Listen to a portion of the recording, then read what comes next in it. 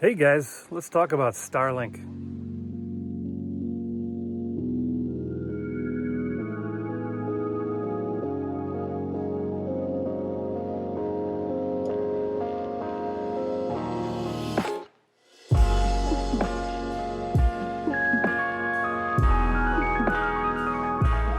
This week's green screen.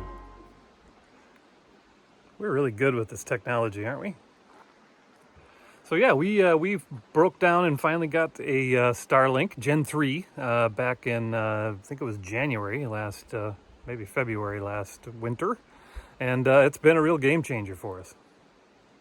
So yeah, one of the big reasons that we stopped putting out videos back a couple years ago, as regularly as we had been, was the hassle of it. I mean, it was taking me 3, 4, 5, 7 hours to put a video together, but then we'd have to try to find enough bandwidth to upload it, and we'd be finding Starbucks and McDonald's and wherever we could get some free Wi-Fi, and then sometimes it would take 2, 3 hours to get a video uploaded, and it was just nuts. So we had put off getting it for months and for like a year, and we finally just decided we got to get it and we got to do it, and we've been incredibly glad we did.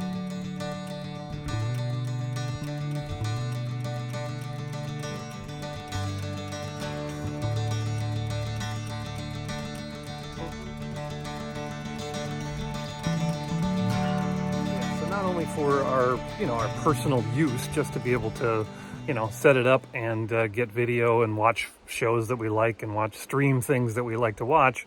Another real big crucial factor was being able to upload videos again. So that's the reason why we're back. Gen 3, which doesn't have the little base. It's got the just a little kickstand on it, and you have to aim it in most of the time north, depending on where you are. But the cool thing is there's a super handy app on your phone that just you just kick that on, and it just tells you exactly which way to orient it, so right when it's dialed into the exact perfect direction that you want it to, and so you're getting maximum connectivity. And it's also great because it's got a speed test right on it, so you can immediately see how well you're actually getting service and how good it is. And I mean, we've had times when we've been screaming. I mean, 350 plus for downloads and 35, 40 for uploads, which is, for most of the time in the past, if we had 40 or 50 download and 8 or 10 upload, we were pretty happy. So it's been a huge game changer for being able to not only, again, watch what we want to watch when we want to watch it, and in the middle of beautiful places like this, but being able to upload videos like this.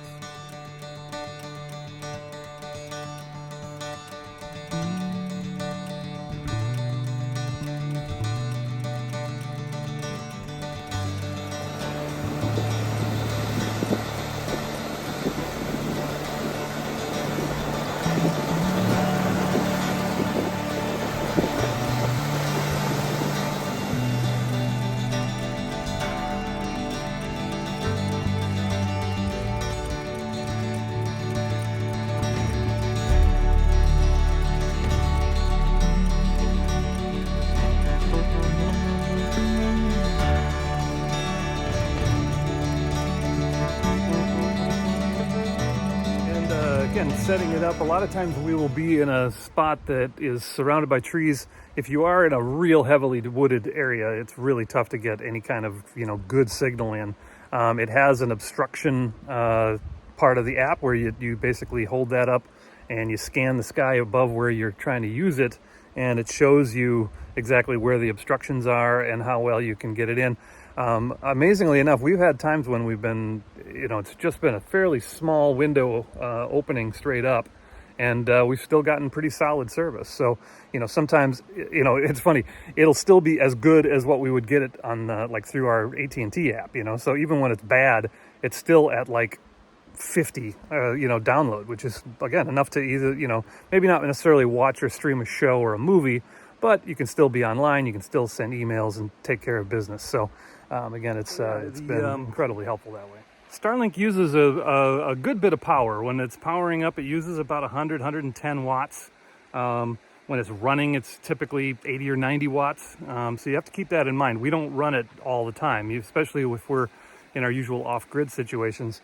We have a little Blue Eddy AC 70, which is 1,000 watt hours or whatever it is. And so some evenings, again, we'll put that on in the 5 o'clock in the evening or something, and start watching news and shows and things like that. And a lot of times we'll have to turn it off by 10:30 or 11 o'clock because we're down to 10, 15, 20% on the Blue Eddy. So again, if you're plugged in, obviously it's great, no problem. But if you are going to be using it in the off-grid kind of a situations like we do, you definitely have to plan for the power usage on it. If you have a larger battery bank, again, you can make that work a lot easier. We don't connect it to our main.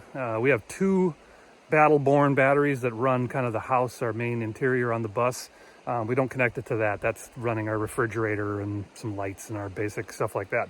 So it's we typically use the Blue Eddy for this in particular, and then charging phones and charging odds and ends like that as well. So just keep that in mind. They also does use a bit more power. New, really small version that is available that is portable and has the router built right into it. Yeah, I hope that was helpful. If you've been debating about getting it and you're a full-time nomad, or you're somebody who's travels a good chunk of the year and wants to have that connectivity, check it out. It's not too bad.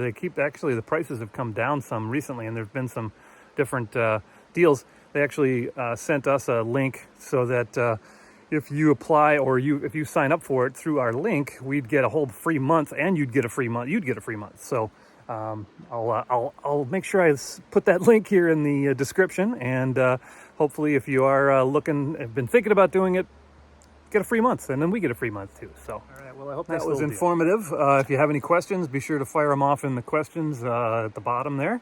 And again, thanks for watching. Thanks for checking in with us again. And remember to hit the subscribe button, the like button, and the notification bell so that you can keep track of every time we put up a new video. So thanks for watching, guys, and we'll see you on the next one in some other beautiful location.